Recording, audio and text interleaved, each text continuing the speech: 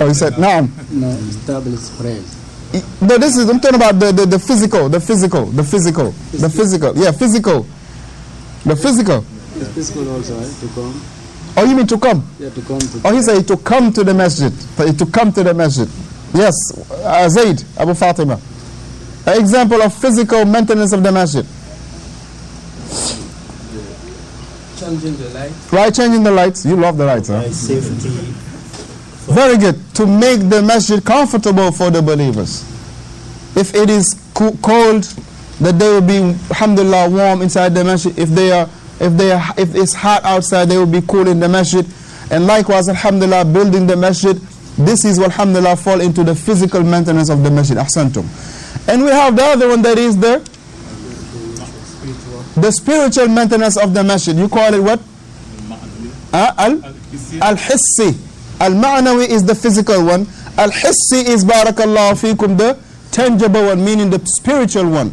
The spiritual, Al-Hissi. Al-Hissi. Naam. Al-Ma'nawi is the physical one. Al-Ma'nawi.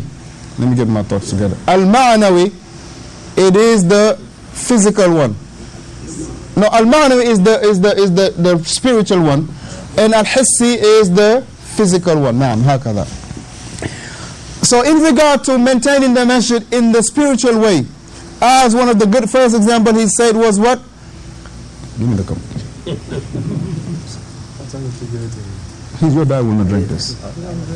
Your dad will not drink it. It's too strong for him. So in regard to maintaining the masjid, barakallahu fikum, in regard to the spiritual one, he mentioned the first example he gave was in regard to making sure that there will be no innovation in the masjid. Making sure that there will be no innovation in the masjid. And alhamdulillah, from those things that, walillahi alhamd, that we all have to be grateful to Allah. From those things that we all have to be grateful to Allah subhanahu wa ta'ala. It is that at those times that some of the masajid will be filled with people doing their own innovation. Allah subhanahu wa ta'ala saved us here, that we didn't see those things in here, walillahi alhamdu wal min. At those days and time that the masajid are filled with people doing their own thing, Allah subhanahu wa ta'ala has saved us, that we don't see any individual coming throughout the whole Ramadan, coming and throwing their dhikr on the floor. Walillahi alhamdu wal min. And this is, barakallahu fikum, this is, that itself, it is, walhamdulillah, something that every one of us here has to stand up firm upon and against. And also this is, walhamdulillah, to show you the route that the masjid, alhamdulillah, is taken. Free innovation. Walillah alhamdu wal min. A masjid that you will go in the month of Ramadan, throughout the month of Ramadan, that you don't see nobody just coming out of the blue and just throwing the dhikr beads right in front of them. Walillah alhamdu wal min. Walillah alhamdu wal min. Alhamdulillah for that. Or you will not come see people in the night of the 27th, people coming and doing any type of thing. Any type of thing, walillah alhamdu wal minna. You don't see it, walillah alhamdu, in Ibn Abbas. And this is to praise Allah subhanahu wa ta'ala for it, and to show the stand of the masjid in regard to certain things. Now I'm not saying go visit other masajid, but what is going on up there is known. It's not hidden. It is not hidden. That's why the call has to be pure. The call has to be upon the tawheed, upon salafiyah, not upon this or upon that. Wallahi, anyone that will call to other than salafiyah is going to backfire on you. Anyone that will call upon other than upon salafiyah, it will backfire on you, straight up. And just like we mentioned earlier this morning, you have individuals that are ignorant. They know they're ignorant. They cannot quote you a verse or hadith. Right? But they have enmity against the sunnah. You know what they will do? They will hire someone. They will bring someone close to them that can quote verses, that can quote ayat, and this will be he will be the person's mouth.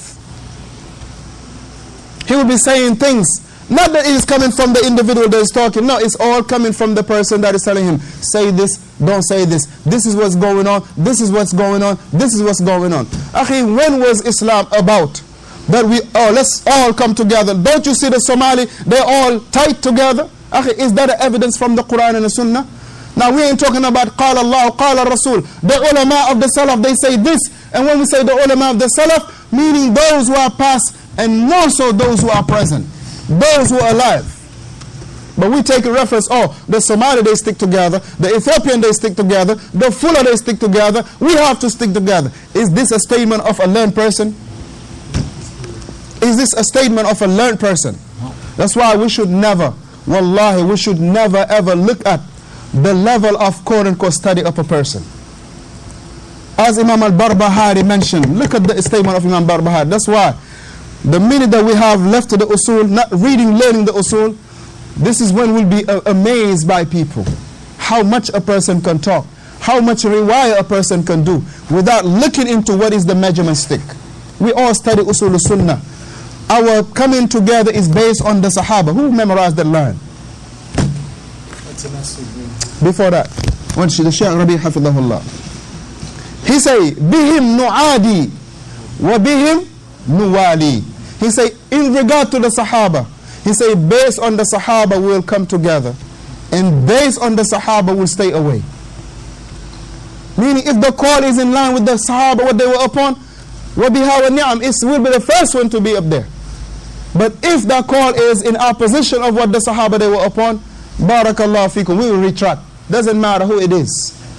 And the blame will be there. The blame will be there. Tell me who accepted Salafiyah and nobody blamed him. Tell me who accepted Salafiyah according to Salafiyah and nobody blamed him. And nobody blamed him.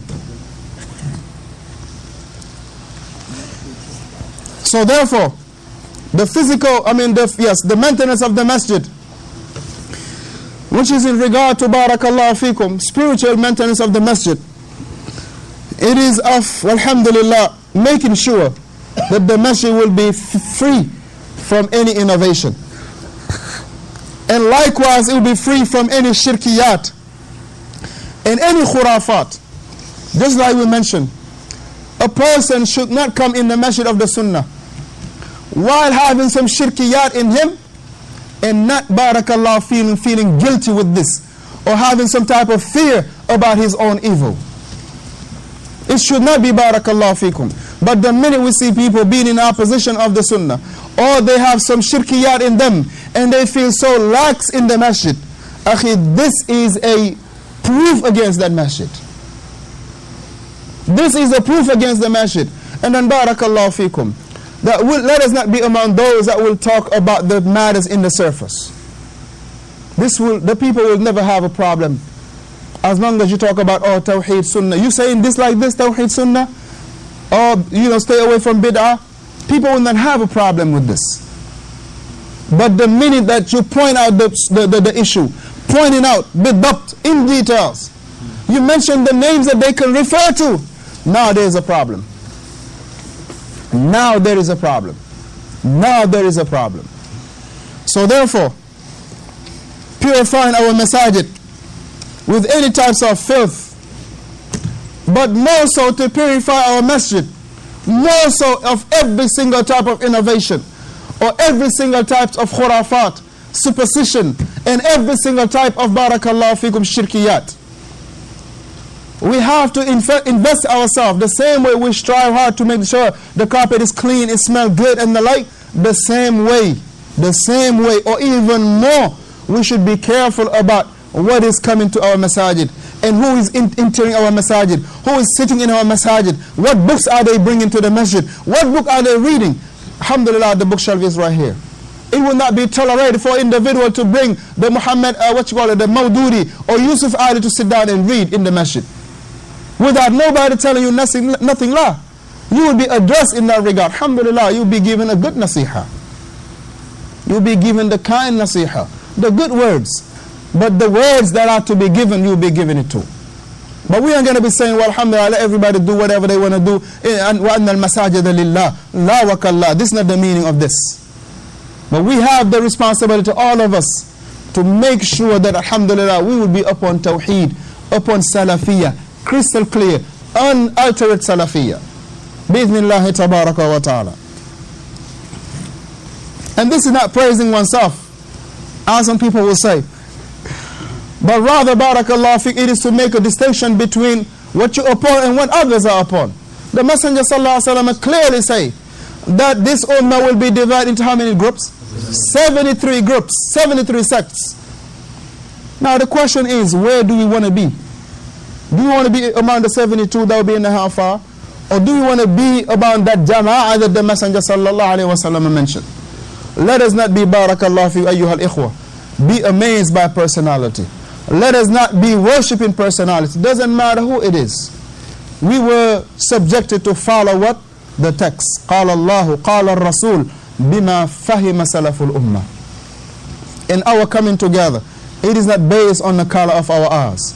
It is not based on anything else except barakallah fi قال الله قال الرسول بما فهم سلف الأمة. Now alhamdulillah, this is disturbing to some people. And they will do whatever it takes. They will do whatever it takes, barakallahu fikum, to corrupt some of the individuals. They will do whatever it takes to put some doubts in the hearts of some people. And just like we mentioned earlier, these individuals that are on the backstage, that hate the da'wah to Salafiyah, they will do whatever it takes. Let it be fine a person that can recite certain verses. Now they will put him in their house and they start spitting on his ears, spitting in his ears, spitting in his ears. So therefore here, the Shaykh hafidhahullah tabaraka wa ta'ala, he mentioned, فَلَا تَدْعُوا مَعَ اللَّهِ أَحَدًا, and do not be invoking no one besides Allah subhanahu wa ta'ala. He mentioned, لَا تَجْعَلُوا هَذِهِ الْمَسْجِدِ أو هذه المساجد وهذه البقعة محلا للشرك ودعوة غير الله. He mentioned that the statement of Allah subhanahu wa ta'ala, when he mentioned, and do not, فَلَا تَدْعُوا, do not call, مَعَ اللَّهِ, with Allah subhanahu wa ta'ala, أحد, anyone, meaning do not set a partner with Allah subhanahu wa ta'ala. He mentioned here, لَا تَجْعَلُوا, do not be making these masajid, or these places, meaning this masajid, meaning the prostration. He said, do not making this masajid, meaning the prostration, or these places where the salah is being established, as a place of shirk, as a place of calling other than Allah subhanahu wa ta'ala. Like they have this $1 billion masjid in Senegal, in Touba, for the murid, that barakallah fikum, in it there is a grave in it. Not one grave, but rather the grave of every single, the whole tribe of the Shaykh is there, buried there. Not only him, but the whole tribe of the Shaykh is buried there. The whole tribe of the Shaykh is buried there. And you go to Morocco, same thing, where Ahmed Tijan is buried. People will go from everywhere from the world to go visit that grave. And it is in the masjid. Likewise, almost in every single Sufi order, Sufi sect, they have this in them, وَالْعِيَاذُ بِاللَّهِ. And you and I, barakallahu fikum, most of us, we grow up going to this masajid. Most of us, we grow up thinking that this was part of the religion. That we got to go to the grave of so-and-so. Because I want to come to America, I'm going to go to the grave of so-and-so, so I will circumambulate it, or I will throw some money on it, or I will write a letter and give it to throw it in it, thinking about that the individual, that person will be able to read the letter and then to make me fulfill my request. This is pure jahl wal iyadu billah. The Shafidullah, he said, بَلْ يَجِبُ, but rather what is incumbent is to purify the masajid from shirk. It is يجب, he mentioned.